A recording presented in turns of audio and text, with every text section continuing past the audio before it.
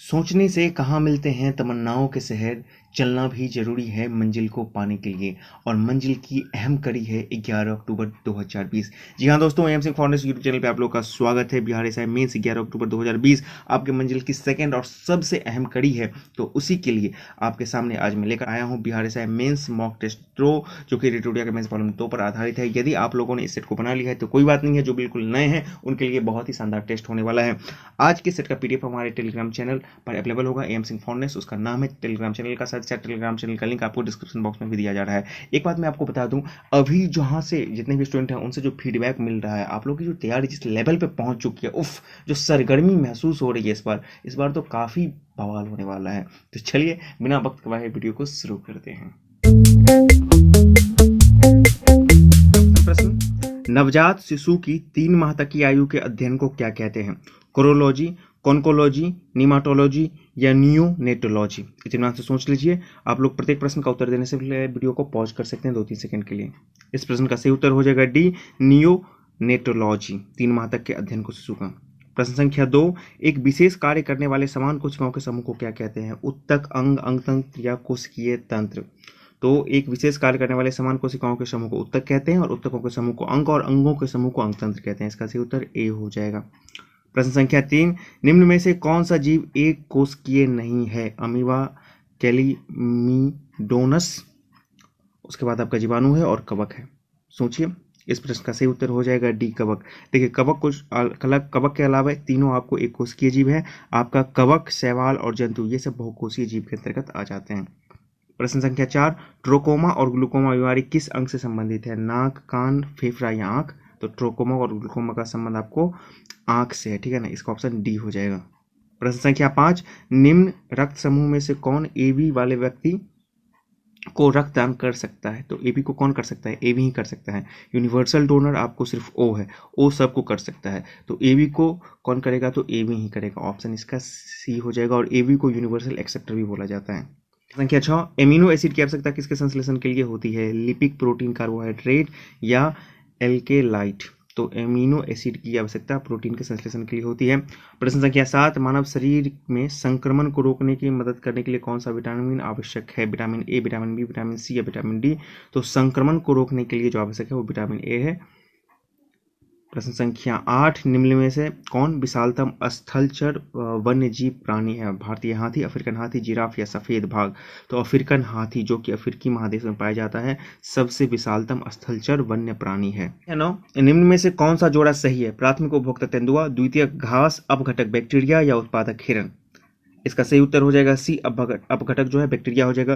प्राथमिक उपभोक्ता जो भी होते हैं अमूमन शाकाहारी होते हैं। द्वितीयक या माध्यमिक उपभोक्ता आपको मांसाहारी होते हैं, जिसको कि हर्बीवोरस कहा जाता है। और अपघटक वो होते हैं जो लाशों को सड़ा गलाकर उसको पूरी तरह से अपघटित कर देते हैं। तो अपघटक के अंदर आपको कवक और जीवाणु ये सब आ जाते हैं।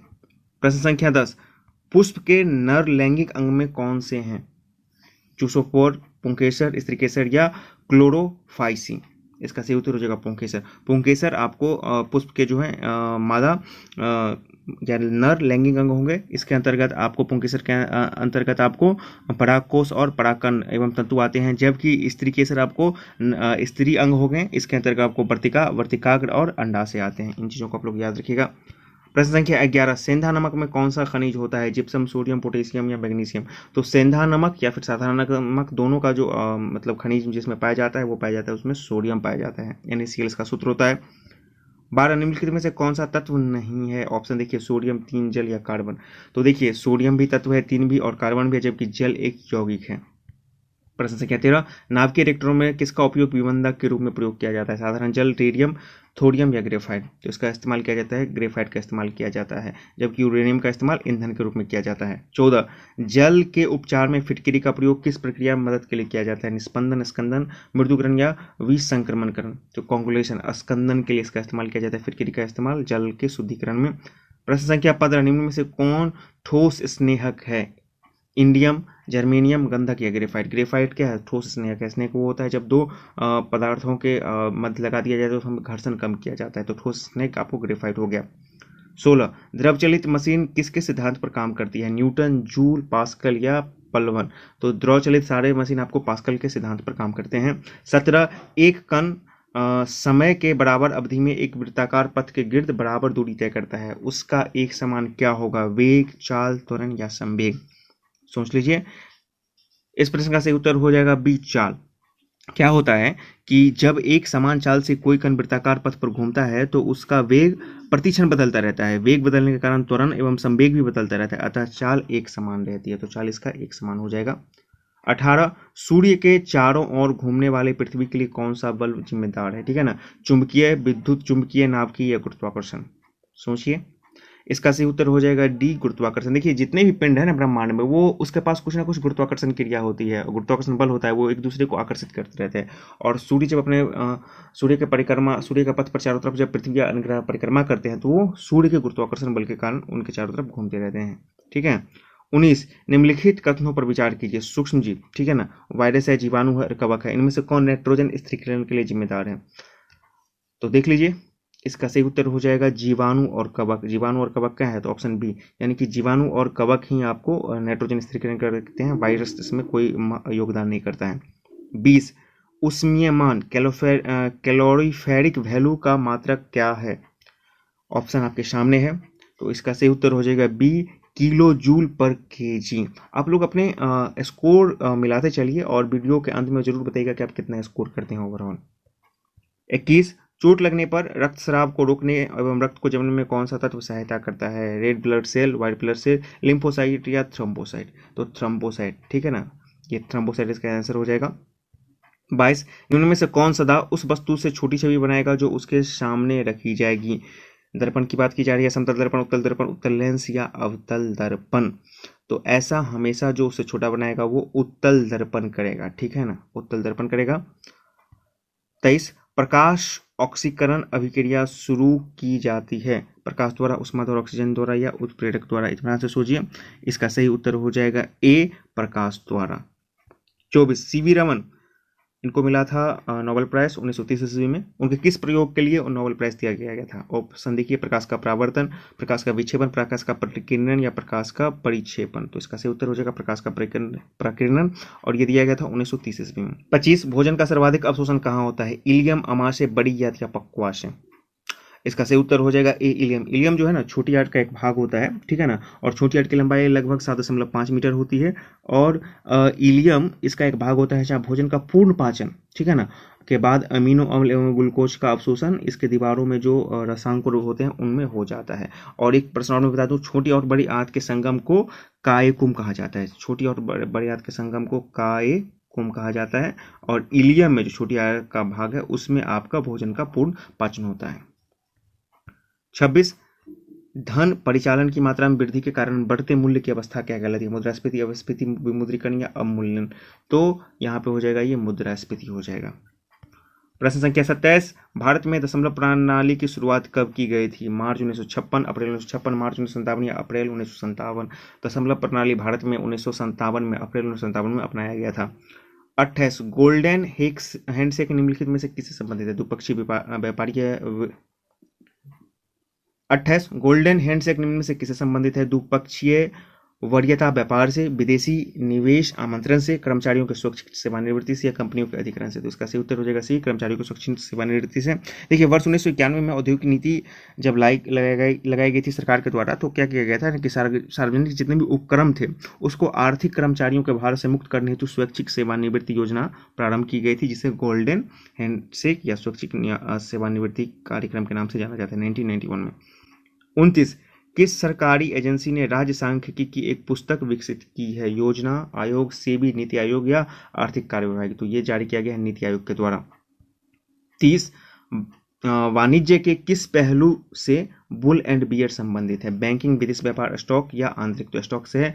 बुल क्या होता है? जब स्टॉक का रेट काफी हाई होता है। बियर क्या होता है? जब उसका डाउन होता है। 21, भारतीय अर्थव्यवस्था में कोर सेक्टर के अंतर्गत आते हैं कोयला, सीमेंट, पेट्रोलियम या स्टील? कोर सेक्टर वो सेक्टर होता है जो अर्थव्यवस्था की नींव होती है, तो चारों के चारों यहाँ पे आ जाएंगे। और कोर सेक्टर में कितने हैं? तो कुल 8 हैं, और इस 8 में कौन कौन है? तो आपको बिजली है, इस्पात है, रिफाइनरी है, उसके बाद कच्चा तेल है, कोयला है, सीमेंट और प्राकृतिक गैस एवं उर्वरक है। तो कोर सेक्टर में कुल 8 उद्योग आते हैं। 32, महावीर एवं बुद्ध ने किसके शासनकाल में उपदेश दिए? इसका कॉमन कौन है? अजातशत्रु, बिंबिसार, शिशुपाल या नंदी परवन? बहुत इंपॉर्टेंट क्वेश्चन है, काफी बार पूछा जा चुका चुका है। इसका सही उत्तर हो जाएगा बी, बिंबिसार। बिंबिसार का जो राज्याभिषेक हुआ था वो 544 ईसा पूर्व में हुआ था, ठीक है ना, और ये 493 ईसा पूर्व लगभग इतना तक ये जो है राजगद्दी पर बैठे थे, करीब 52 वर्ष बैठे थे। इसके बाद इसका मृत्यु हो गया। अजातशत्रु के पुत्र थे, इन्होंने इसकी हत्या कर दी, ठीक है। और महावीर का जो जन्म हुआ था वो आपको 540 ईसा पूर्व हुआ था, और भगवान बुद्ध का जन्म आपको 563 ईसा पूर्व हुआ। तो इन दोनों ने कॉमन रूप से इनके शासनकाल में, बिंबिसार के शासनकाल में अपने उपदेश को दिए थे। 33, आलमगीरपुर जो कि हड़प्पा सभ्यता का एक स्थल है, किस प्रांत में स्थित है? तो आलमगीरपुर आपको है उत्तर प्रदेश में, हिंद्रा नदी।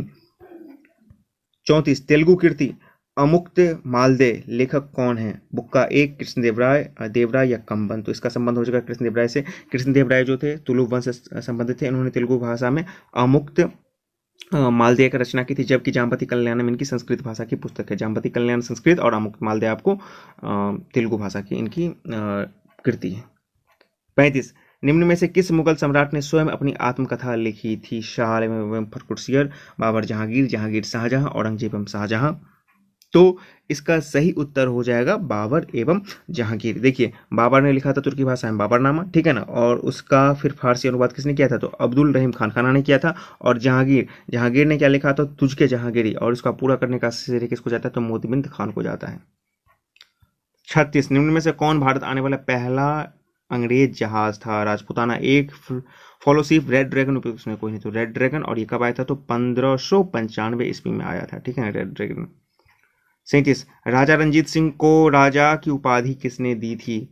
ऑप्शन देखिए, दीवान शाह, कश्मीर के राजाओं ने, जामन शाह या लॉर्ड लेक ने। तो इसका सही उत्तर हो जाएगा जमान शाह, ठीक है ना। जमान शाह क्या होता ना, 1798 में जमान शाह ने पंजाब पर आक्रमण किया था, 1798 की बात की जा रही है। और उस समय जब ये लौट रहे थे, उनके तोप जो है चिनाब नदी में गिर गए थे।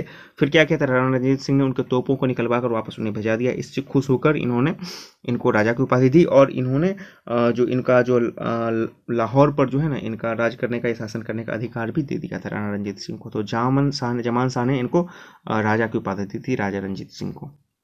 38, ब्रिटिश ने पंजाब को निम्न में से किस वर्ष अपने राज्य में मिलाया था? 1828, 1831, 1849 या 1856। तो 1849 इसका सही उत्तर हो जाएगा। देखिए, ये 29 मार्च 1849 को लॉर्ड डलहौजी के कार्यकाल में पंजाब को मिला लिया गया था। और लॉर्ड डलहौजी का कार्यकाल कब है? तो 1848 से लेकर 1856, ठीक है।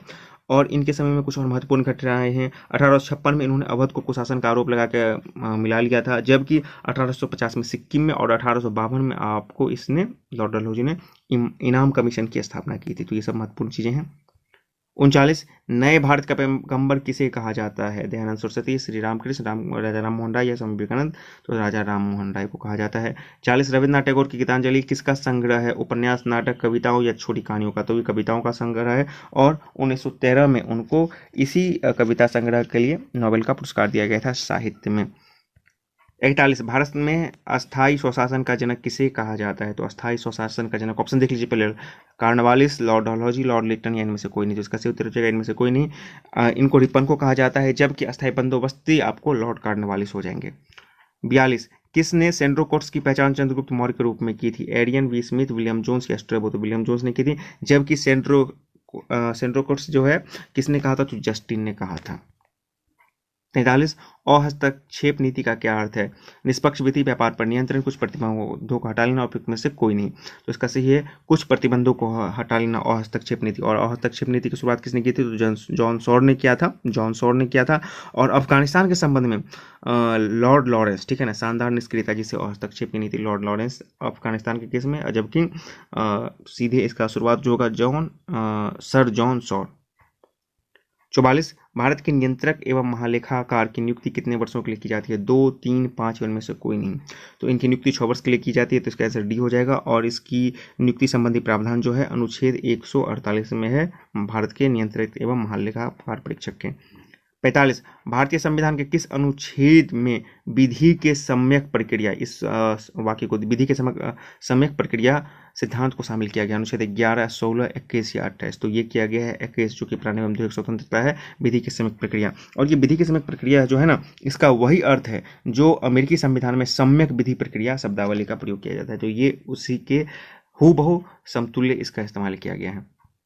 46, भारत के राष्ट्रपति पर महाभियोग की प्रक्रिया कैसी प्रक्रिया है? अर्ध न्यायिक, कार्यपालिका, न्यायिक प्रक्रिया या विधायी प्रक्रिया? तो ये एक अर्ध न्यायिक प्रक्रिया है और इसका अनुच्छेद 61 के अंतर्गत महाभियोग की प्रक्रिया जारी की जाती है। 14 दिन पहले इनको इन्फॉर्म करना होता है राष्ट्रपति को।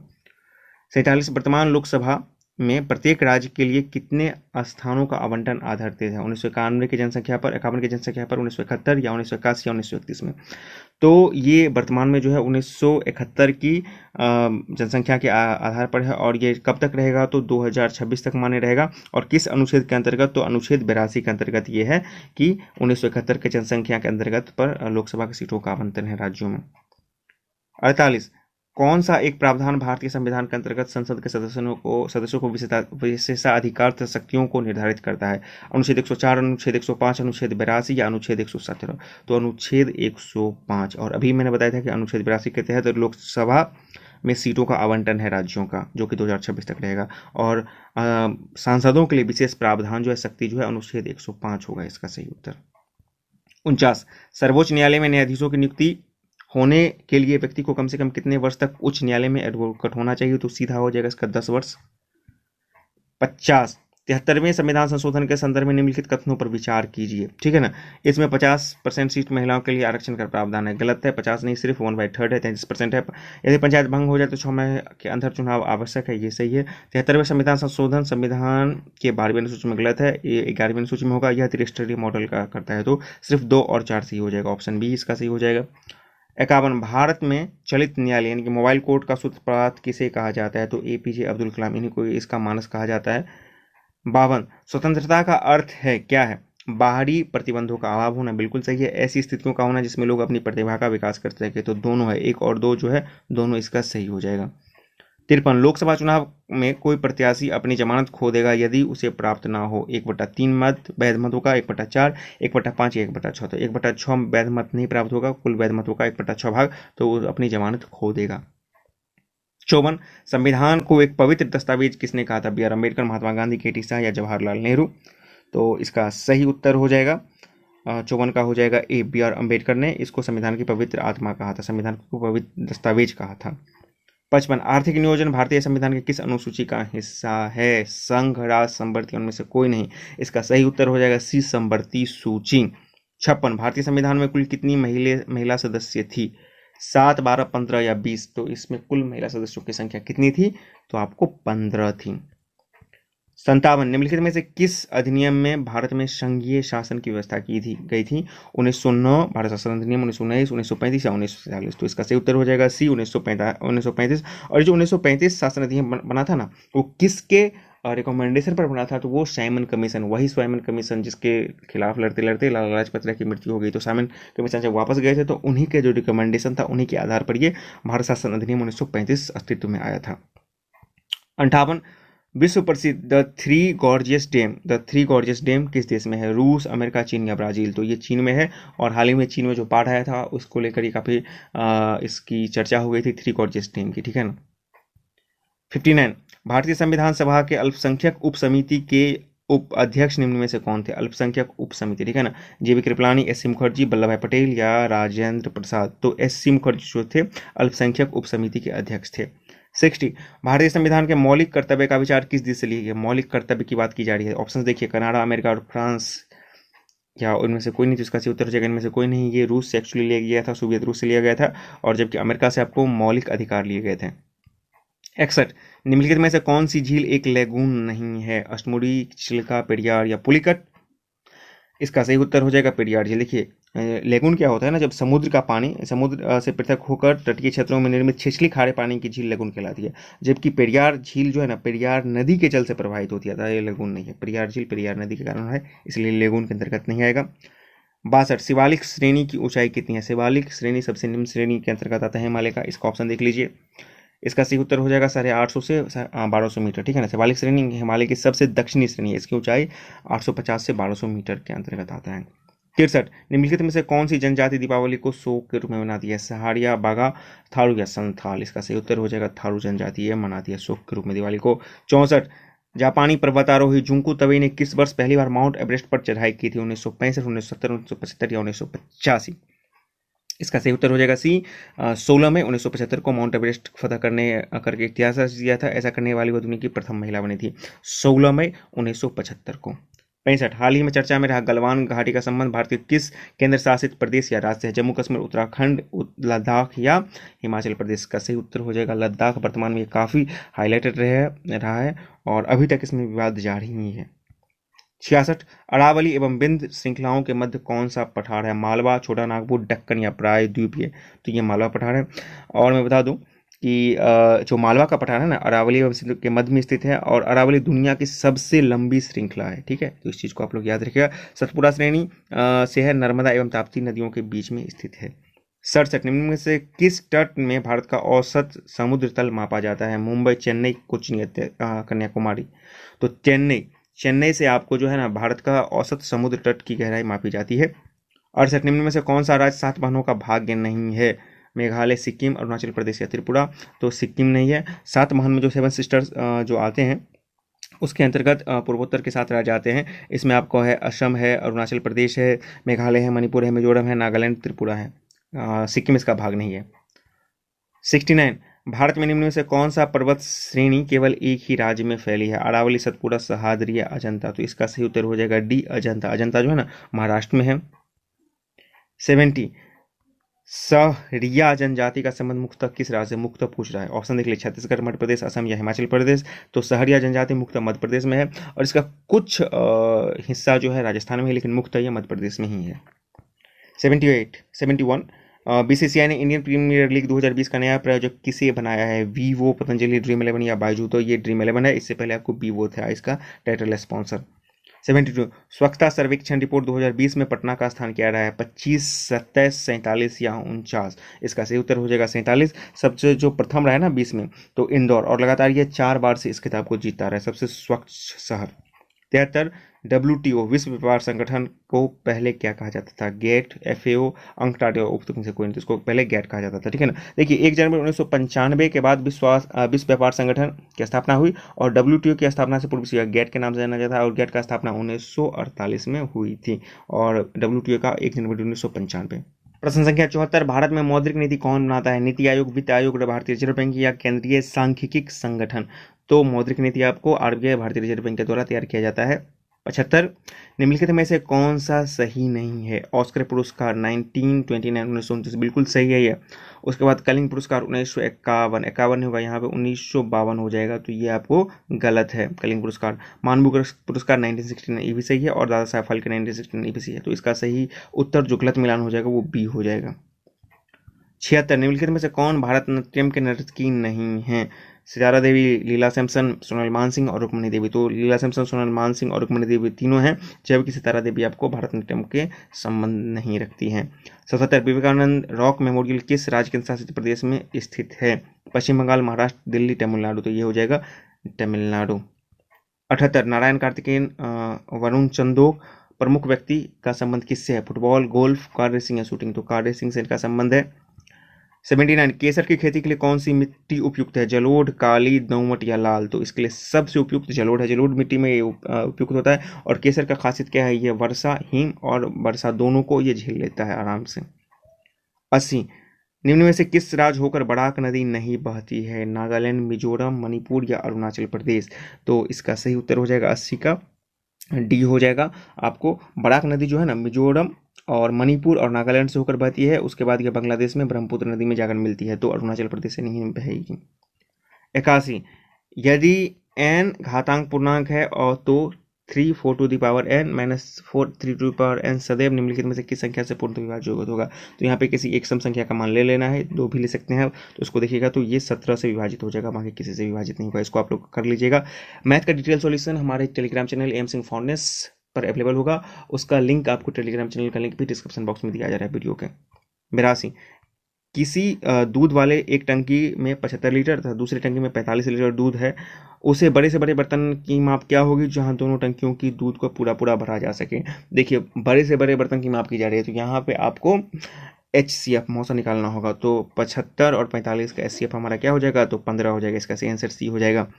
83, यहाँ पे इसको सिंप्लीफाई करना है और x का वैल्यू निकालना है, तो x का वैल्यू हमारा a हो जाएगा। 84, एक विद्यार्थी 2⁵ इंटू 9⁵2 लिखने को कहा गया, परंतु उसने 25 और 92 लिख दिया।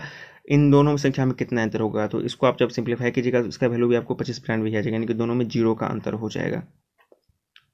85, एक बल्लेबाज अपनी 51 पारी में कुछ रन बनाता है और उसके औसत में 59.6 से बढ़कर 60 हो जाता है। बल्लेबाज द्वारा 51वीं पारी में बनाए गए रनों की संख्या कितनी होगी? औसत का प्रश्न है। इसको हम लोग करेंगे, पहले 51 पारी का निकाल लेंगे, पहले 50 पारी का निकालेंगे, फिर 51 पारी का निकालेंगे, दोनों का माइनस करेंगे तो हमारा उत्तर जो क्या हो जाएगा? 80 हो जाएगा। ये आपको 91 पारी का हो जाएगा रन।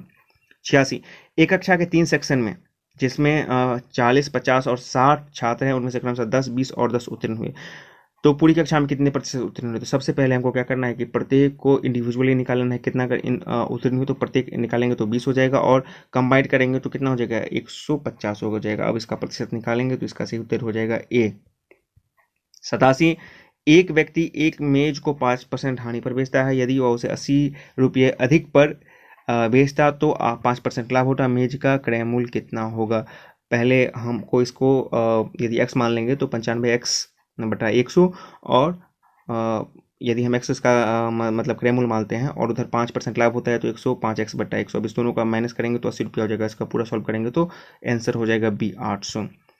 88, यहाँ पे चित्र को देखना है और यहाँ पे चित्र में बोल रहा है कि ये एंगल अंतिम में देखते हैं CDF, एंगल CDF ये कितना होगा? तो देखिए यहाँ से चलते हैं इत्मीनान से, वैसे तो डायरेक्ट भी आप चल सकते हैं लेकिन इत्मीनान स्टेप बाय स्टेप चलते हैं। देखिए ये दोनों 180 डिग्री होगा तो यहाँ पे 110 है तो ये कितना हो जाएगा? 70 हो जाएगा।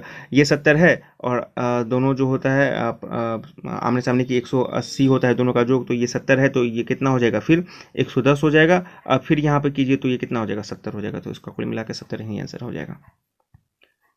89, यहाँ पे 2 sin 2 थीटा बराबर √3 है तो थीटा का मान कितना होगा? इसको हम लोग यदि करेंगे तो sin 2 थीटा बराबर √3/2, ठीक है ना। √3/2 कितना होता है साइन थीटा में? 60 डिग्री। 60 डिग्री का हाफ करेंगे तो कितना हो जाएगा हमारा? 30 डिग्री, यानी कि 89 का आंसर हो जाएगा ए। 89 का हो जाएगा ए हो जाएगा। 90, किसी राशि का 8% वार्षिक ब्याज की दर से प्रथम वर्ष का ब्याज 48 रुपये है तो दूसरे ब्याज का कितना होगा? तो यहाँ पे सीधे कर देना है, 8% बढ़ रहा है तो 48 का 108/100 ये शॉर्ट कर बता रहे हैं। इसको आप लोग सॉल्व कीजिएगा तो 51.84 रुपया हो जाएगा। इसको 90 का हो जाएगा सी, ठीक है। 91, यहाँ पे क्या करना है कि डॉक्यूमेंट का अदला बदली करना है, ठीक है ना। एक बार छठे स्थान का, एक बार तीसरे स्थान का, तो इस पूरे अदला बदली के बाद जो कर्म बनेगा वो 11वां पूछ रहा है, तो इसका सही उत्तर हो जाएगा 91 का। 91 का हो जाएगा सी, यानी कि इसका हो जाएगा टी। इसको आप लोग इत्मीनान से कर लीजिएगा। 92, यहाँ पे विलुप्त अक्षर का पता करिए। यहाँ पे हम लोग इत्मीनान से देखिए, यहाँ पे प्रत्येक का वैल्यू लिखा गया, उसको जोड़ दिया गया है, ठीक है ना। ये देखिए N4 हो गया, D4 हो गया और N14 हो गया। 14 4 18 आर का वैल्यू हो गया। इसी देखिए 6 हो गया ये, और L हो गया आपको 12 12 6 18 आर हो जाएगा। तो इसका सही उत्तर हो जाएगा बी। 93, एक परिवार फोटो लेते समय पिता बेटे के दाईं और खड़ा है और दादी के बाईं और माँ अपनी बेटी के बाएं और दादी के दाईं और बैठी है, बीच में कौन बैठा है? तो इसको पूरा आप अरेंज कीजिएगा तो इसका सही हो जाएगा बीच में दादी। वैसे भी बुजुर्ग लोग बीच में ही बैठते हैं। 94, यहाँ पे आपको सीरियल करना है, ऑर्डर करना है इसको अल्फ़ाबेट के अकॉर्डिंग। तो कौन सा इसका सही उत्तर हो जाएगा? तो 94 का सही उत्तर हो जाएगा सी, 2 3 1 4। 95, यहाँ पे देखना है कि जो खाली स्थान है प्रश्नवाचक चिन्ह वहाँ पे क्या आएगा। तो देखिए 8 का 8 8 दूना 16 माइनस 1 15 हो गया, 15 का 15 16 माइनस 2 हो गया, 28 का 28 56 56 माइनस 3 हो गया, तो 53 का दूना, ठीक है ना। और उसमें से 4 करना है तो 106 में से 4 करेंगे तो 102 इसका सही हो जाएगा। 153 का दूना 106 और उसमें से 4 करेंगे तो 102 इसका सही आंसर हो जाएगा। अभी देखिए निम्नलिखित आकृति में आयत यांत्रिकी को दर्शाता है, आयत यांत्रिकी हो गई, ठीक है ना। उसके बाद वृत्त जो है चित्रण को हो गया, वृत्त चित्रण हो गया। त्रिभुज गायब हो गया, त्रिभुज यहाँ पे ये त्रिभुज गायब हो गया। और वर्ग माताओं को दर्शाता है, माता मतलब महिला को दर्शाता है।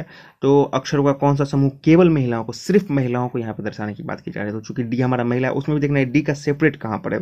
तो इस पोर्शन में भी नहीं होगा, इस पोर्शन में तो सिर्फ एक डी का सेपरेट हमारा यहीं पे डी हो जाएगा। जो आयत है ना, वर्ग है, आयत वर्ग जो है सिर्फ माता को दिखलाता है तो उसका सिर्फ सेपरेट पोर्शन हमारा डी है, तो इसका सही आंसर हो जाएगा बी। 97 यदि दर्पण mn रेखा पर रखा जाता है तो कोई आकृति का सही छवि क्या बनेगा। mn पर रखा गया है, इसको सीधे पलटिए तो ये यहाँ पे आ जाएगा और ये इस तरफ ही रह जाएगा, ये जो है इस तरफ ही रह जाएगा, तो इसका सही आंसर ए हो जाएगा। ठीक है।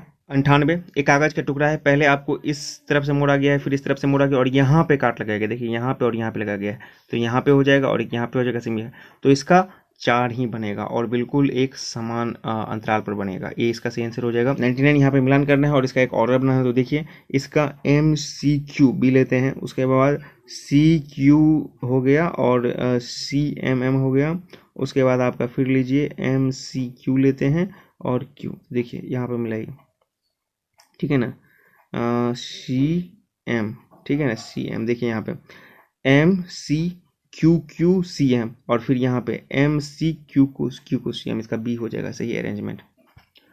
100 यहाँ पे पदों को अदला बदली करना है और देखना है कि कौन सा सही है, तो इसको इत्मीनान से आप लोग कीजिएगा, तो 100 का सही आंसर हो जाएगा बी। तो इस प्रकार आज आपने 100 प्रश्नों का एक बेहतरीन सेट देखा। इसमें आपको कितना स्कोर आता है वो कमेंट बॉक्स में जरूर लिखें। बनाने के लिए यदि आपको असुविधा होता है तो हमारे टेलीग्राम चैनल पर जाइए, वहाँ से इसका PDF डाउनलोड कीजिए, उसको बनाइए और फिर उसके बाद अपने स्कोर को कमेंट बॉक्स में जरूर लिखिए। यदि चैनल पर नए हैं तो चैनल को जरूर सब्सक्राइब कीजिए, वीडियो पसंद आए तो लाइक शेयर भी जरूर करें। मिलते हैं किसी और वीडियो में। वीडियो देखने के लिए बहुत बहुत धन्यवाद। अपनी तैयारी को जारी रखिए, सफलता निश्चित तौर पर मिलेगी। सब्सक्राइब करें हमारे चैनल एम सिंह फाउंडेशन को और बेल आइकन को प्रेस करने के बाद नोटिफिकेशन को ऑन कर लें कॉम्पिटिटिव एग्जाम की तैयारी एवं संबंधित सभी जानकारी सबसे पहले पाने के लिए।